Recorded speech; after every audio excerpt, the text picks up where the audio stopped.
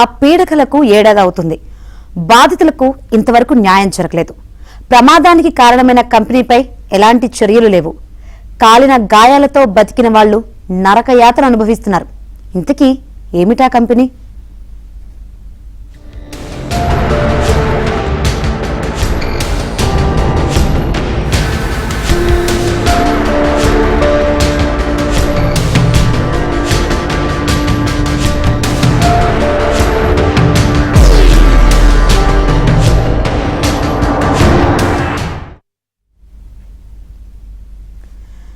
దేశంలోనే అతిపెద్ద పారిశ్రామిక ప్రమాదాల్లో ఒకటైన సిగాచి ఘటన కళ్ల ముందే మెదులుతోంది.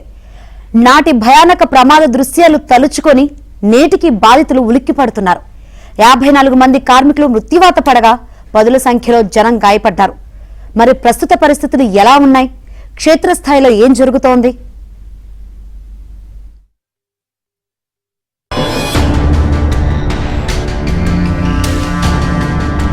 రాష్ట్ర పారిశ్రామిక చరిత్రలోనే అతిపెద్ద ప్రమాదమైనటువంటి సిగాచి ప్రమాదం జరిగి దాదాపుగా ఏడాది కావస్తుంది. సంగారెడ్డి జిల్లా పాషమేలారం పారిశ్రామిక ప్రాంతంలో జరిగినటువంటి ఈ ప్రమాదంలో 46 మంది చనిపోగా 8 మంది ఆచూకీ గల్లంతయింది. సుమారు 30 మందికి పైగా కార్మికులు గాయపడ్డారు. ఆ గాయపడ్డ వాళ్ళ పరిస్థితి ఏంటి? చనిపోయిన కుటుంబాలకు న్యాయం జరిగిందా? ప్రస్తుతం కంపెనీ పరిస్థితి ఏంటి? ఘటన జరిగి ఏడాది కావస్తున్నప్పటికీ అక్కడ పరిస్థితులు ఎలా ఉన్నాయి? ఈరోజు మనం గ్రౌండ్ రిపోర్ట్లో తెలుసుకునే ప్రయత్నం చేద్దాం. పాసమైలారం పారిశ్రామిక వాడలో సిగాచి ఇండస్ట్రీస్ 2025 జూన్ 30న భారీ పేలుడు. 1000 డిగ్రీల ఉష్ణోగ్రతతో అగ్ని ప్రమాదం. 54 మంది కార్మికుల దుర్మరణం. సంగారెడ్డి జిల్లా పటాన్చెరు మండలం పాసమైలారం పారిశ్రామిక వాడలో సిగాచి ఇండస్ట్రీస్ లిమిటెడ్ పరిశ్రమ ఉంది. 2025 జూన్ 30న కనీవిని ఎరుగని రీతిలో భారీ పేలుడుతో అక్కడ అగ్ని ప్రమాదం సంభవించింది. రోజులాగే అప్పుడు కూడా కార్మికులు పనుల్లో నిమగ్నమై ఉన్న సమయంలో ఉదయం 9:25 ప్రాంతంలో భారీ విస్ఫోటనం సంభవించింది. మండే స్వభావం ఉన్న 17 టన్నుల మైక్రోక్రిస్టలైన్ సెల్యులోజ్ ప్యాకింగ్ సమయంలో దాదాపు 900 నుంచి 1000 డిగ్రీల ఉష్ణోగ్రత వెలువడటంతో భారీ అగ్ని ప్రమాదం జరిగింది. పని ప్రదేశంలో 143 మంది కార్మికులు, భద్రతా సిబ్బంది ఉన్నారు. అందులో 54 మంది ప్రాణాలు కోల్పోయారు. వారిలో 8 మంది ఉష్ణోగ్రత తీవ్రతకు మృతదేహాలు మాడి మసైపోయాయి. కనీసం ఆనవాళ్లు కూడా లభ్యం కాలేదంటే ప్రమాద తీవ్రత ఎలా ఉందో అర్థం చేసుకోవచ్చు.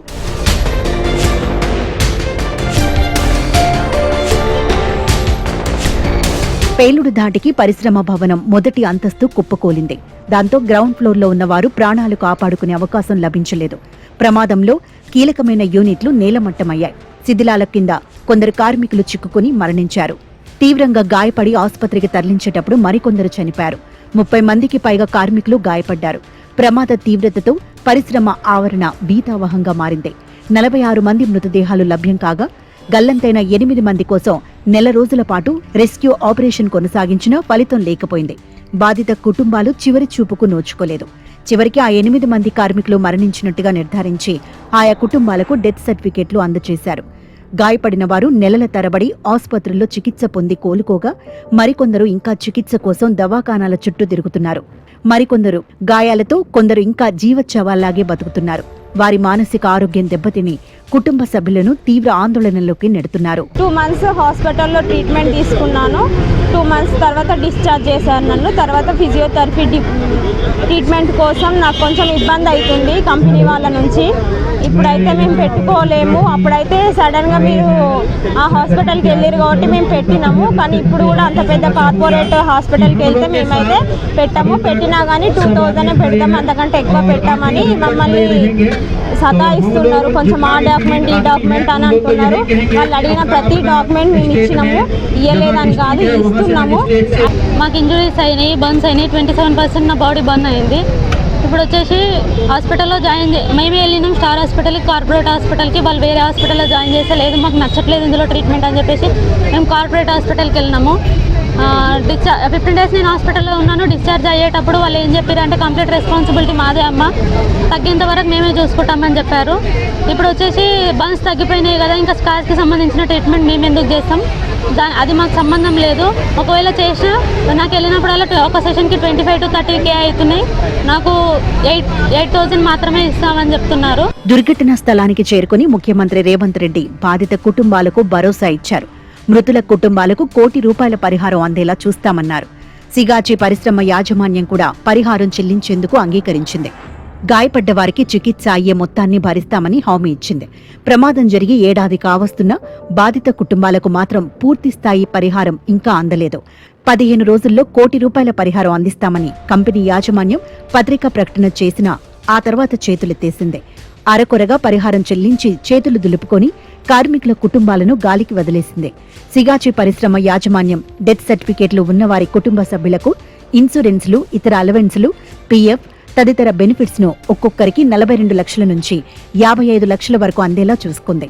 ఇన్సూరెన్స్, పీఎఫ్, ఇతర బెనిఫిట్స్ ను మినహాయిస్తే కంపెనీ యాజమాన్యం చెల్లించింది తక్కువ మొత్తమని చెప్పవచ్చు. గల్లంతైన 8 మందితో పాటు మొత్తం 11 మంది కార్మికుల కుటుంబాలకు రాష్ట్ర ప్రభుత్వం మంజూరు చేసిన 1 లక్ష, కేంద్ర ప్రభుత్వం ప్రకటించిన 2 లక్షలతో కలిపి మొత్తం 3 లక్షలు కలుపుకొని 39 లక్షల వరకు మాత్రమే చేతికందాయి.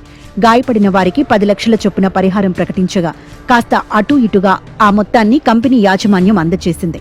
₹1 కోటి పరిహారంలో మిగిలిన మొత్తం చెల్లింపుపై కంపెనీ యాజమాన్యం నోరు మెదపడం లేదు. కనీసం ఇస్తారా ఇవ్వరనే విషయంలోనూ స్పష్టత ఇవ్వటం లేదు. ఇటు ప్రభుత్వం, అధికార యంత్రాంగం కూడా బాధితులకు సమాధానం చెప్పటం లేదు. దాంతో సీఎం ప్రకటించిన ₹1 కోటి పరిహారం పరిహాసమవుతోంది. డైలీ వారం దాకా చూసినాం, మా ఫ్యామిలీ మొత్తం 50-60 మంది పోయి కూర్చొని లాస్ట్కి ఏం లేదు అని చెప్పేసి తర్వాత ఒక 10 లక్షలు చెక్ ఇచ్చారు ఒకరోజు. తర్వాత 15 లక్షలు ఇచ్చారు. అవి వచ్చినాయి. మళ్ళీ 17 లక్షలు చెక్ ఇచ్చారు. మార్చి 31 డేట్ వేసి చెక్ ఇచ్చారు. ఇంట్లో పెట్టుకొని మార్చి 31 తారీఖు నాడు బ్యాంకులో వేస్తే రాత్రి మెసేజ్ వచ్చింది, చెక్ ఫెయిల్ అయిందని. అగ్ని ప్రమాదంలో గాయపడి ఆసుపత్రిలో చికిత్స పొంది కోలుకున్న బాధితుల నెలవారీ హెల్త్ చెకప్ కోసం, ఔషధాల కోసం మేనేజ్మెంట్ వద్దకు వెళితే తమకు సంబంధం లేదని చేతులెత్తేస్తోంది. దాంతో మెడిసిన్, చికిత్స ఖర్చులకు చేతిలో డబ్బులు లేక వారు చికిత్స చేయించుకోలేక ఇబ్బందులు పడుతున్నారు. మరణించిన, గాయపడిన వారిలో ఇతర రాష్ట్రాల వారే ఎక్కువ మంది ఉన్నారు. దాంతో పరిహారం కోసం ఆ బాధిత కుటుంబాలు ఎవరిని కలవాలో తెలియడం లేదు. భాషా సమస్యలతో నానా అవస్థలు పడుతున్నారు. ప్రభుత్వం హామీ ఇచ్చినట్లుగా పరిహారం ఇవ్వాలంటూ వారు జిల్లా కలెక్టరేట్తో పాటు హైదరాబాద్లో పలుమార్లు ఆందోళన చేసినా కంపెనీ యాజమాన్యం నుంచి స్పందన లేదు. దాంతో ₹1 కోటి పరిహారం కోసం బాధితుల కుటుంబాలకు నిరీక్షణ తప్పడం లేదు.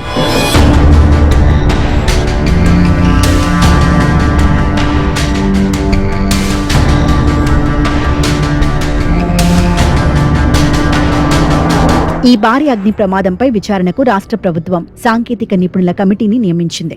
సిగాచి ప్రమాదానికి యాజమాన్యం నిర్లక్ష్యమే ప్రధాన కారణమని కమిటీ తేల్చింది. పరిశ్రమ, కార్మికుల భద్రతను యాజమాన్యం గాలికి వదిలేసిందని కమిటీ ప్రభుత్వానికి నివేదిక అందించింది. 1994లో నిర్మించిన భవనాల్లోనే పరిశ్రమను నిర్వహిస్తున్న సామర్థ్యం, ఉత్పాదకత పెరిగినా, ఇతర మిషన్లు వచ్చినా అందుకు అనుగుణంగా చర్యలు చేపట్టలేదని, దాంతో 65% అదనపు భారంతో పరిశ్రమ కొనసాగిందని కమిటీ స్పష్టం చేసింది. మైక్రో క్రిస్టలైజ్ సెల్యులోజ్ కు గాలిలో మండే స్వభావం ఉంటుందని తెలిసినా అందుకు తగ్గట్టుగా యాజమాన్యం వ్యవహరించలేదని కమిటీ నిగ్గు తేల్చింది. పరిహారంలో జాప్యంతో బాధిత కుటుంబాలు హైకోర్టును ఆశ్రయించాయి. ప్రమాదానికి కారణమైన యాజమాన్యంపై చర్యలు చేపట్టాలని న్యాయస్థానాన్ని కోరారు. ప్రమాదంపై సమగ్ర విచారణ జరపాలని, బాధితులకు న్యాయం చేయాలని కోర్టు ఆదేశాలు జారీ చేసింది. ప్రమాదానికి కారకులైన యాజమాన్య ప్రతినిధులను ఎందుకు అరెస్ట్ చేయలేదని న్యాయస్థానం ప్రశ్నించింది. దీంతో బానూర్ పోలీస్ స్టేషన్లో యాజమాన్యంపై బిఎన్ఎస్ సెక్షన్లో 105, 110, 118(1), 118(2) కింద నమోదైన కేసుల ఆధారంగా గత డిసెంబర్లో సిగాచి ఎండీ, సీఈఓ అమిత్ రాజ్ సిన్హాను అరెస్ట్ చేశారు.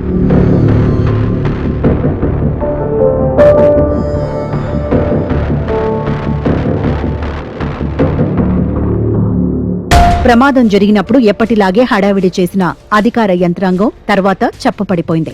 పరిశ్రమల్లో భద్రతా లోపాలపై చర్యలు తీసుకున్న దాఖలాలు లేవనే విమర్శలున్నాయి. సిగాచి ప్రమాదం నేపథ్యంలో అధికారులు చేసిన ప్రకటనలు కాగితాలకే పరిమితమయ్యాయి. యూనిట్ను తిరిగి ప్రారంభించడం ప్రశ్నార్థకమవుతోంది. ప్రమాదం తర్వాత మరమ్మతులు ఇంకా ప్రారంభం కాలేదు. దాంతో పాస మైలారంలోని యూనిట్ పునఃప్రారంభంపై నీలినీడలు అలుముకున్నాయి. పరిహారం చెల్లింపుల్లో తీవ్ర జాప్యం, ప్రమాదం అనంతరం చోటు చేసుకున్న పరిణామాలను పరిశీలిస్తే మాత్రం యూనిట్ ప్రారంభించే యోచనలో కంపెనీ యాజమాన్యం ఉన్నట్లుగా అనిపిస్తోంది.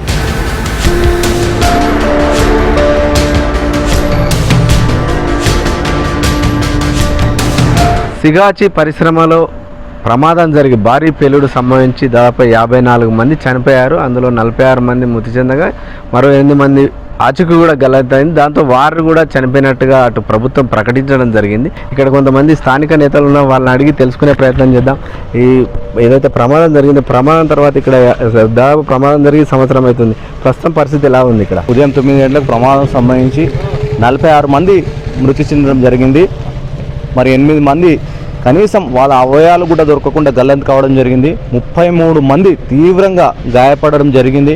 కానీ ఇప్పటి వరకు కూడా వారికి ప్రకటించిన ఎలా నష్టపరిహారం విషయంలో ప్రభుత్వం కానీ ఇటు అధికారులు కానీ ఇటు పరిశ్రమ యజమాన్యం కానీ ఎలాంటి చర్యలు తీసుకోకపోవడం శోచనీయం.